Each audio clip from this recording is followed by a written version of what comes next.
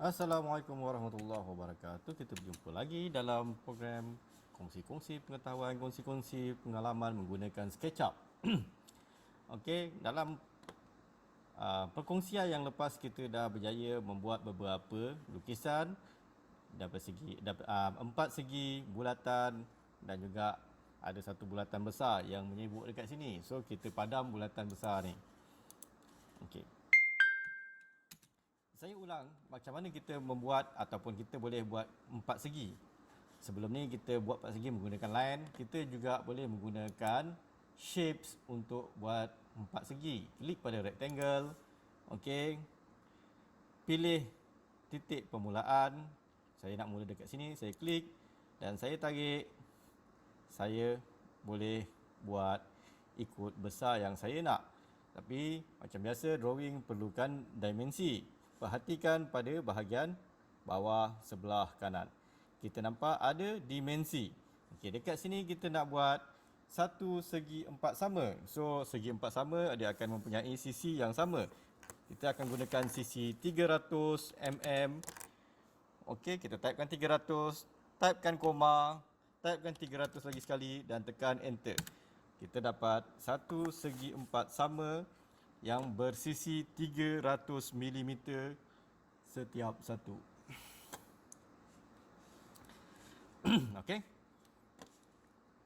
Jadi yang kita buat ni masih dalam bentuk dua dimensi. Sebab apa? Sebab dia tak ada tinggi. Macam mana kita nak jadikan dia tiga dimensi? Mudah saja, kita gunakan tools edit. Okey, kita ada push dekat sini. Kalau kita tengok dekat dalam tools standard kita pun ada juga push. Okey, kita klik pada push, highlight ataupun letakkan dekat tempat yang kita nak push, klik dan tarik. Okey. Macam biasa kita perlukan dimensi. Perhatikan dekat sini ditulis distance, berapa jauh kita nak tarik. So kita nak tarik tinggi dia 100 mm. So kita typekan 100 dan kita tekan enter. Kita dapat satu cube 300 kali 300 dan tingginya 100. Betul tidak? Kita boleh cek menggunakan kita punya measure tool. Ya betul, kita dapat 100. Okey. Untuk pergi ke select tools, kita boleh pergi ke anak panah ni ataupun kita boleh tekan space bar. Kita selesai kita akan keluar ke select tool. Kita cuba buat lagi satu shape. Dekat sini kita gunakan circle. Okey. Perhatikan pada bahagian bawah. Dia tulis side. Apa yang cuba diceritakan dekat side ni adalah, kalau kita tengok dekat entity info nanti, sekarang ni info tu tak ada. Bila kita buat bulatan ni, okey, kita berhenti dekat 75, secara automatiknya dia akan cadangkan dimensi yang kita masukkan sebelum ni. Okey. Kita klik saja, kita akan dapat 75 mm radius. Okey, apa yang kita nak tengok dekat sini, kalau kita pergi ke select tool, tekan spacebar, kita ke select tool, kita klik balik pada bulatan ni, nampak tak ada entity ataupun maklumat tentang bulatan ni, dan kita perhatikan pada segmen. Cuba kita ubah segmen tu menjadi 6. Nampak tak apa yang berlaku? Dia akan ada 6 sisi. Kalau kita letakkan 24, dia akan ada 24 sisi. Apa yang kita tahu dekat sini? Okey, sebenarnya bulatan juga adalah gabungan garis-garis lurus. So dalam drawing kita biasanya akan gunakan garis. So nak buat lengkung, nak buat apa, sebenarnya dia adalah garisan. Okey. Bila kita buat macam ni, dari segi bentuk dia apa semua kadang-kadang tak cantik. So kita nak nampak lebih halus, kita boleh ubah dekat sini jadi 36.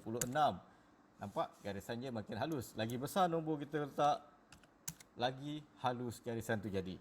Tapi untuk kita punya latihan ni, kita biarkan dia pada 24. Okey. Kalau kita nak zoom out, kita boleh gunakan mouse. Dia ada roda dekat atas tu, kita tarik dia ke belakang, golekkan roda tu ke belakang, kita akan zoom out. Golekkan ke depan, kita akan zoom in. Okey, itu tips menggunakan kita punya mouse.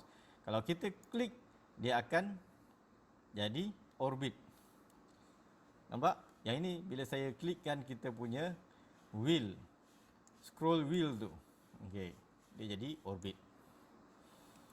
Okey, perhatikan juga dekat sini, apabila saya select bulatan contohnya, saya select bulatan, dia akan jadi warna biru. Begitu juga dengan permukaan dalam bulatan ni. Okey, kalau kita perhatikan dekat sini, select object, shift to extend select. Okey. Apa tu extend select? Extend select adalah kita nak select bulatan ni dan juga bulatan ni. So kita gunakan shift, kita klik. Kalau kita tekan shift saja, kita akan nampak dekat sebelah anak panah tu ada tambah dan tolak. Kita klik sekali untuk tambah, kita klik lagi sekali untuk tolak. Okey. Apa fungsi select tools? Select tools fungsi dia adalah untuk kita delete.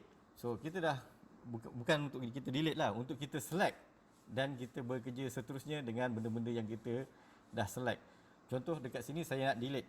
So saya dah select dua ni, saya tekan butang delete saja, dia akan delete dua-dua ni. Okey. Tadi kita dah naikkan cube ni menggunakan command tools. Sekarang ni kita nak tengok boleh tak bulatan ni kita gunakan command yang sama untuk naik. Oh boleh. So kita gunakan 300 sebagai contoh dekat sini. Satu lagi kita naikkan 600. Begitu juga dengan cube yang ini, kita naikkan dia 300. Okey. Kalau kita perhatikan dekat sini, panjang yang ini adalah 300. Panjang yang ini adalah 200. Alamak, kita nak buat dia 300 kali 300. So apa yang kita boleh buat?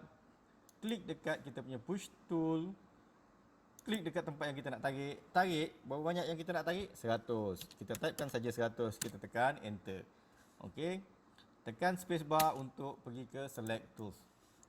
So, kita dah dapat bentuk yang kita kehendaki.